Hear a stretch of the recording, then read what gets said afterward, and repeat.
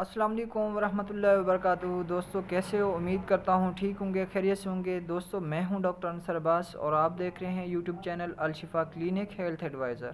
دوستو اس ویڈیو میں ہم بات کریں گے ملیریا کے بارے میں، کیونکہ آج کل بارشوں کا موسم ہے اور ملیریا بہت زیادہ چھایا ہوا ہے۔ کیونکہ ویورز ہوتا یہ ہے کہ بارشوں میں پانی کھڑا ہو جاتا ہے اور پانی پہ مچھر آ کے بیٹھتا ہے اور وہاں پہ مچھروں کی افزائش بہت زیادہ ہوتی ہے۔ اس وجہ سے وہ مچھر جس کو بھی کاٹتا ہے اس کو ملیریا ہونے کے چانسز بہت زیادہ ہوتے ہیں۔ تو یہ جو ملیریا کی بیماری ہے، جو انفیکشس ڈیزیز ہے، یہ ایک ٹرانسمیٹڈ بیماری ہے۔ یہ دنیا کے ان خطوں میں زیادہ ہوتی ہے جن کو ہم ٹراپیکل اور سب ٹراپیکل ایریاز کہتے ہیں، یعنی کہ وہ ایریاز جو دنیا میں گرم ایریاز سمجھے جاتے ہیں، اور ان علاقوں میں بارشیں اکثر اوقات ہوتی رہتی ہیں۔ اور اسی طرح جو علاقے ٹھنڈے ہیں اس علاقے میں یہ بیماری کم ہوتی ہے، بلکہ ہوتی بھی نہیں ہے، جیسا کہ یورپ ہے۔ یورپ ایک ٹھنڈا علاقہ ہے، اس میں یہ بالکل نہیں ہوتی ملیریا کی بیماری۔ تو ملیریا جس جراثیم کی وجہ بنتی ہے وہ ہے پلازموڈیم، کیونکہ وہ خود ہمارے جسم سے ایک جسم سے دوسرے جسم میں منتقل نہیں ہو سکتا۔ وہ ایک ویکٹر کو استعمال کرتا ہے اس مقصد کے لیے، اور وہ ویکٹر ہے مچھر یا ماسکیٹو۔ لیکن ویورز بات کلیئر کرتا جاؤں کہ جو ملیریا پھیلتا ہے وہ ہر دوسرے مچھر سے یہ ملیریا نہیں پھیلتا، بلکہ ایک اینوفلیز ہوتا ہے، یعنی کہ مادہ مچھر ہوتا ہے جس کی وجہ سے یہ ملیریا پھیلتا ہے۔ اور یہ اینوفلیز کی مدد سے، اینوفلیز ماسکیٹو کی مدد سے ہی پلازموڈیم ایک انسان سے دوسرے انسان میں جا سکتا ہے۔ اور ویورز یہ جو پلازموڈیم ہے اس کی کچھ ٹائپس ہیں، جیسا کہ پلازموڈیم پی فیلسی فارم، اور یہ جو پی فیلسی پیرم جو ہے نا، یہ بہت خطرناک ہے، سب سے خطرناک ہے۔ اور اس کے علاوہ وی ویکس ہے، پلازموڈیم ملیریل ہے، اور اس کے علاوہ وی ویل ہے۔ اور یہ بیماری زیادہ تر انڈیا، ملیشیا، پاکستان اور ان علاقوں میں زیادہ پائی جاتی ہے۔ ویورز عام طور پر کیا ہوتا ہے کہ یہ جو ماسکیٹو ہے اپنی فیڈ لینے کے لیے کسی انسان کو کاٹتا ہے، تو یہ اپنی خوراک لینے کے لیے جس بندے کو کاٹتا ہے، جس مریض کو کاٹتا ہے، تو جب یہ نیڈل انجیکٹ کرتا ہے، تو جب یہ خون لیتا ہے وہاں سے، تو اس میں ہوتے ہیں گیمیٹوسائٹ، جو بنیادی طور پر اس پلازموڈیم کی ڈیولپ میڈ ہے۔ تو یہ جو گیمیٹوسائٹ ہیں یہ اس مچھر کے اندر 7 سے 20 دن کے لیے رہتے ہیں، اور یہ وہاں سے تبدیل ہو جاتے ہیں سپوروزائٹس میں۔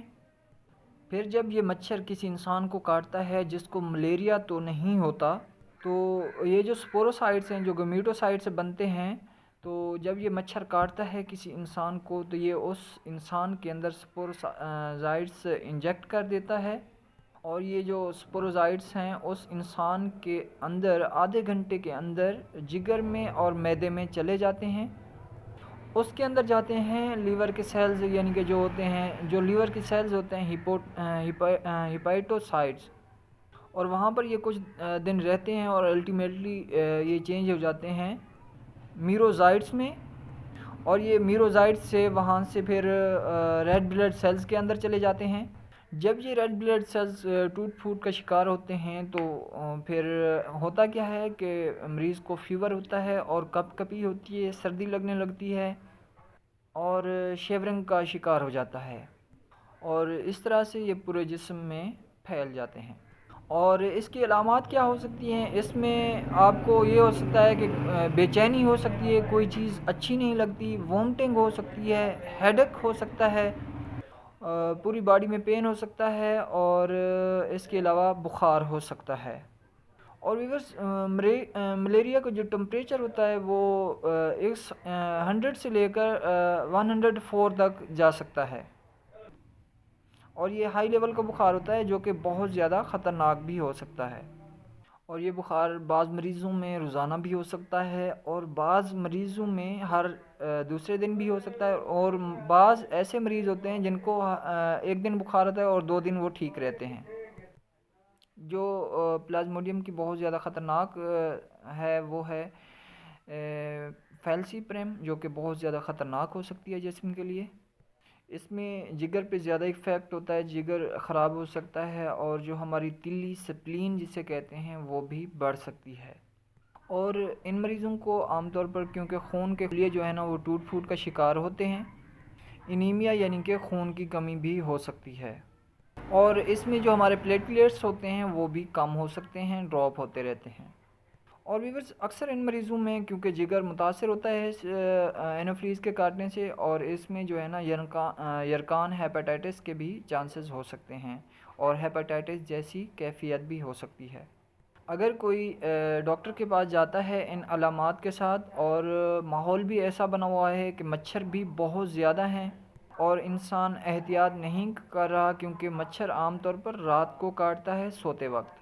اور ویورز ایک بات کلیئر کرتا جاؤں، جو ڈینگی کا مچھر ہوتا ہے وہ صبح اور شام کے وقت بھی کاٹ سکتا ہے، اور جو ملیریا ہوتا ہے وہ رات کو کاٹتا ہے۔ اس لیے کہتے ہیں کہ رات کو سوتے وقت مچھروں کو بھگانے والی ماسپلز یا کوئی ایسی چیز خوشبودار لگائیں جس سے مچھر آپ کے قریب نہ آ سکیں۔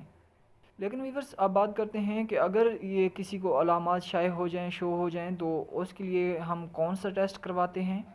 اس کے لیے ہم ایم پی ٹیسٹ کرواتے ہیں، یعنی کہ ملیریا پیراسائٹ۔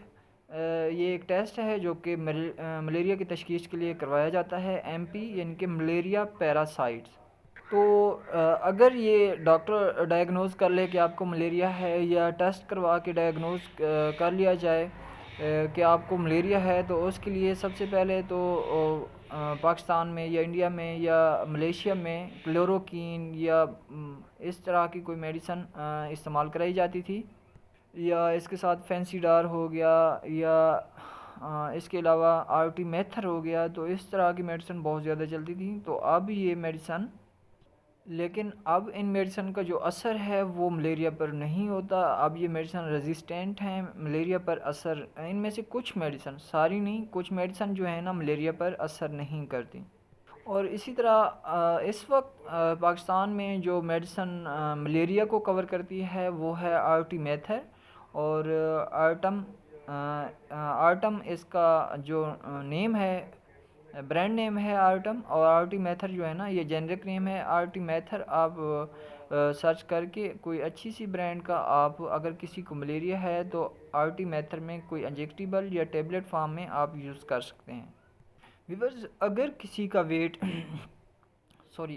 کا وزن ویٹ 30 یا 35 کے لگ بھگ ہے، 30 یا 35 کلو گرام کے لگ بھگ ہے، تو اس کو 20/120 ملی گرام میڈیسن لینی چاہیے، ٹیبلٹ لینی چاہیے۔ اور اگر کسی کا وزن 35 کلو گرام سے زیادہ ہے تو اس کے لیے میں آپ کو ڈوز بتا دیتا ہوں۔ آپ نے کرنا کیا ہے کہ جس کا ویٹ 35 کلو گرام سے زیادہ ہے، اس نے یہ کرنا ہے کہ 4 گولیاں اکٹھی لینی ہیں، اور پھر 8 گھنٹے بعد 4 ٹیبلٹ لینی ہیں۔ پھر آپ نے دوسرے اور تیسرے دن 4 گولیاں صبح، 4 گولیاں شام 2 ٹائم لینی ہیں۔ یہ ٹوٹل بنتی ہیں 24 ٹیبلٹ، اور یہ آپ نے ٹیبلٹ لینی ہیں کھانے کے بعد۔ اور اکثر اوقات ایسا ہوتا ہے کہ یہ میڈیسن لینے سے کسی کو وومٹنگ بھی ہو سکتی ہے۔ اگر یہ میڈیسن کھانے سے کسی کو اگر وومٹنگ ہو جائے تو یعنی کہ یہ اگر کوئی ٹیبلٹ کھاتا ہے اس کے 2 گھنٹے کے اندر اس کو الٹی آ جاتی ہے، وومٹنگ ہو جاتی ہے، جس کی وجہ سے وہ میڈیسن باہر آ جاتی ہے، تو اس کے لیے چاہیے کہ وہ دوبارہ میڈیسن یوز کرے، دوبارہ ٹیبلٹ کھا سکتا ہے۔